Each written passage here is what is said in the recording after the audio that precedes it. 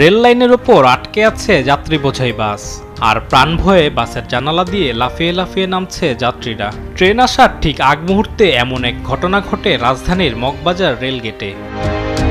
শুক্রবার রাত 11টার কিছু পরে আজমেরি গ্লোরি পরিবহনের একটি বাস আটকে যাওয়ার ভিডিও সামাজিক যোগাযোগ মাধ্যম ফেসবুকে ছড়িয়ে পড়ে, যা মুহূর্তেই ভাইরাল হয়। ভিডিওতে দেখা যায় এফডিসি হাতিরঝিল ক্রসিং থেকে মগবাজারের দিকে যাচ্ছিল আজমেরি গ্লোরি পরিবহনের একটি বাস। বাসটি রেল লাইনে উঠতেই হঠাৎ সেটি আটকে যায়। চালক কিছু সময় চেষ্টা করেও সেটি সামনে বা পেছনে নিতে পারেননি।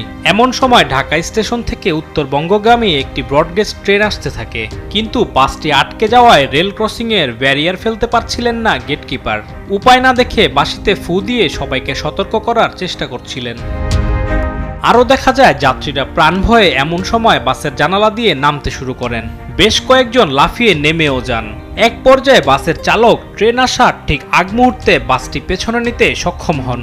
তার কয়েক সেকেন্ড পরে উত্তরবঙ্গগামী ট্রেনটি মগবাজার রেলগেট পার হয়ে যায়। তবে এই ঘটনায় কোনো হতাহত হয়নি। এই ঘটনায় প্রশ্ন উঠেছে রাজধানীর বিভিন্ন স্থানে থাকা এসব রেল ক্রসিংয়ে দায়িত্বজ্ঞানহীন এসব বাস চালকদের হাতে কতটা নিরাপদ যাত্রীরা। আলিমুজ্জামান সাফওয়ান, দেশ টিভি, ঢাকা।